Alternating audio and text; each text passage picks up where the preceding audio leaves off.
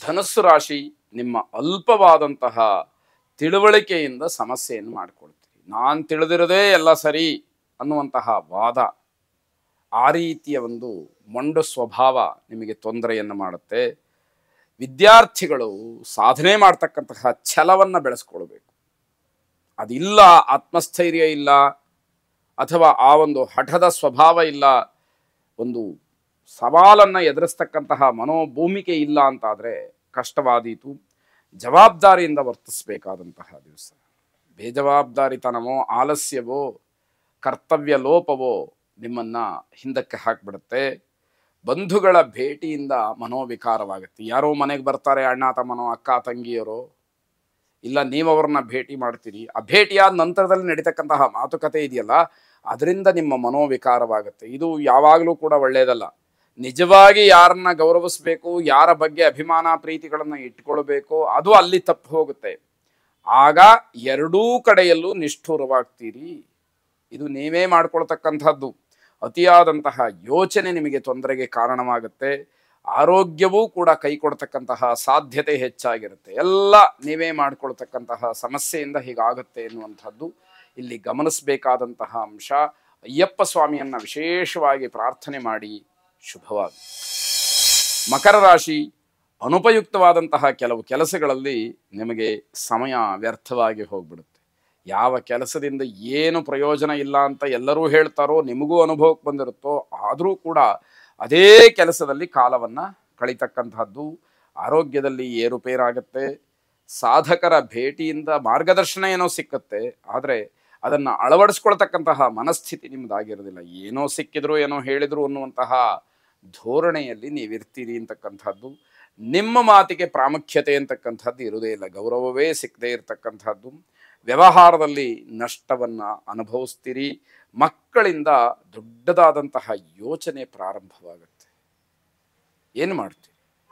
ಅಂತಹ ಆಲೋಚನೆ ನಿಮ್ಮನ್ನು ಮತ್ತಷ್ಟು ಸಂಕಷ್ಟಕ್ಕೆ ಈಡು ಮಾಡ್ತಕ್ಕಂಥದ್ದಾಗತ್ತೆ.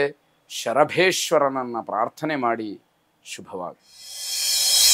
ಕುಂಭರಾಶಿ, ಈ ದಿವಸ ಕುಟುಂಬದ ಸದಸ್ಯರು ನಿಮ್ಮ ಜೊತೆಯಲ್ಲಿ ಚೆನ್ನಾಗಿರ್ತಾರೆ. ನಿಮ್ಮ ವ್ಯವಹಾರ, ಉದ್ಯೋಗ ಅಥವಾ ವೈಯಕ್ತಿಕವಾದಂತಹ ಜೀವನದಲ್ಲಿ ಅವರ ಪರಿಪೂರ್ಣವಾದಂತಹ ಬೆಂಬಲ, ಸಹಕಾರ, ಸಹಾಯ ನಿಮಗೆ ಸಿಕ್ಕತ್ತೆ ಎನ್ನುವಂಥದ್ದು. ಮನಸ್ಸಿಗೆ ಏನನ್ಸುತ್ತೋ ಆ ಕೆಲಸವನ್ನು ಮಾಡಬೇಡಿ. ಅದು ನಿಮಗೆ ತೊಂದರೆಗೆ ಕಾರಣವಾಗುತ್ತೆ. ಸರಿಯಾದಂತಹ ಕೆಲಸಕ್ಕೆ ನೀವು ಮುಂದಾದರೆ ಅದು ಬೇರೆಯವರಿಗೂ ಕೂಡ ಮಾದರಿಯಾಗುತ್ತೆ. ಜೊತೆಗೆ ಸಮಾಜಕ್ಕೆ ಒಳ್ಳೆಯ ಸಂದೇಶ ಹೋಗ್ತಕ್ಕಂಥದ್ದಾಗತ್ತೆ. ಖುಷಿಯ ಹಿಂದೆ ದುಃಖವೂ ಇದೆ ಅನ್ನುವಂಥದ್ದನ್ನು ಮರಿಬಾರ್ದು. ಕೇವಲ ಸಂತೋಷ, ಇದನ್ನು ನಾನು ಅನುಭವಿಸ್ಬಿಡ್ತೀನಿ, ಮುಂದೆ ಏನು ಬಂದರೂ ನೋಡ್ತೀನಿ ಅಂತಕ್ಕಂತಹ ದುರಹಂಕಾರ ಮನಸ್ಸಿನಲ್ಲಿ ಉಳಿದು ಬಿಟ್ಟರೆ ಅದು ದೊಡ್ಡ ಮಟ್ಟದ ಹಿನ್ನಡೆಗೆ ಕಾರಣವಾಗುತ್ತೆ. ವಿರೋಧಿಗಳಿಂದ ತುಂಬ ಜಾಗ್ರತೆಯನ್ನು ವಹಿಸಿ ಇರಬೇಕಾದಂತಹ ದಿವಸ. ಯಾವುದೇ ಒಂದು ಕೆಲಸ ಮಾಡಿದರೆ ಮತ್ತೆ ಮತ್ತೆ ಅದೇ ಕೆಲಸವನ್ನು ಮಾಡಬೇಕಾಗತ್ತೆ. ಆ ಕೆಲಸ ಪರಿಪೂರ್ಣ ಆಗದೇ ಇರತಕ್ಕಂಥದ್ದು. ಮನೆಯ ವಾತಾವರಣದಲ್ಲಿ ಅಶಾಂತಿಯನ್ನು ಉಂಟು ಮಾಡಬೇಡಿ. ನಿಮ್ಮ ವರ್ತನೆಯಿಂದ ಅಶಾಂತಿ ಉಂಟಾಗಬಹುದು. ಮನೆಯಲ್ಲಿ ಎಲ್ಲವೂ ಕೂಡ ಸಂತೋಷವಾಗಿರುತ್ತೆ, ಆದರೆ ನೀವು ನಡ್ಕೊಳ್ತಕ್ಕಂತಹ ರೀತಿ ಮನೆಯ ಅಶಾಂತಿಗೆ ಕಾರಣ ಅನ್ನುವಂಥದ್ದಾಗಬಹುದು. ಶಿವಾರಾಧನೆಯನ್ನು ಮಾಡಿ. ಶುಭವಾಗಿ. ಕೊನೆಯದಾಗಿ ಮೀನರಾಶಿ, ಮಾನಸಿಕವಾಗಿ ಸಮಾಧಾನ ಇರುವುದಿಲ್ಲ. ಹಲವಾರು ಪ್ರಯತ್ನಗಳು, ಹಲವಾರು ಕೆಲಸಗಳು ನಿಮ್ಮ ಇಚ್ಛೆಯಂತೆ ನೀವು ಮಾಡ್ತಾ ಹೋಗ್ತೀರಿ, ಆದರೆ ಸಮಾಧಾನ ಸಿಗ್ತಾ ಇಲ್ಲ. ವ್ಯಾವಹಾರಿಕವಾಗಿ ಹಲವಾರು ಸುಧಾರಣೆಗಳನ್ನು ನೋಡಬೇಕಾದಂತಹ ದಿವಸ ಇದು. ಕೆಲವು ಅನಿವಾರ್ಯವೂ ಆಗಿರುತ್ತೆ. ಸ್ಥಗಿತಗೊಂಡಂತಹ ಕೆಲವು ಕೆಲಸಗಳು ಪುನರಾರಂಭವಾಗುತ್ತೆ. ಅದರ ಯೋಗ ಇದೆ, ಆದರೂ ಮನಸ್ಸಿಗೆ ಸಮಾಧಾನ ಇಲ್ಲ. ಹಣದ ವಿಚಾರದಲ್ಲಿ ಜಗಳ ಆಗತ್ತೆ. ಹಣವನ್ನು ಧಾರಾಳವಾಗಿ ಖರ್ಚು ಮಾಡ್ತಕ್ಕಂತಹ ಸ್ವಭಾವ ನಿಮ್ಮದಲ್ಲ. ಹಣ ಖರ್ಚಾಯ್ತಲ್ಲ ಅಂತ ಹೇಳಿ ಜಗಳವನ್ನು ಮಾಡ್ತಕ್ಕಂಥದ್ದಾಗಬಹುದು. ವ್ಯಾವಹಾರಿಕವಾಗಿ ಬದಲಾವಣೆ ಆಗುತ್ತೆ, ಅದರಿಂದ ಒಂದಷ್ಟರ ಮಟ್ಟಿಗೆ ಸಮಾಧಾನ ಸಿಗ್ತಕ್ಕಂಥದ್ದು. ಮಹಿಳೆಯರಿಗೆ ಸ್ವಲ್ಪ ಸಮಸ್ಯೆ ಕಾಡ್ತಕ್ಕಂತಹ ದಿವಸ ಇದು.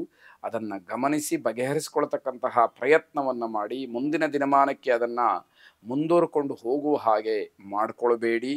ವಿಶೇಷವಾಗಿ ಗುರುಗಳನ್ನು ಪ್ರಾರ್ಥನೆ ಮಾಡಿ. ಆ ಸದ್ಗುರುಗಳ ಅನುಗ್ರಹ, ಅವರ ಕೃಪಾಶಿಷ ನಿಮ್ಮ ಮೇಲಿದ್ದು. ಶುಭವಾಗಿ.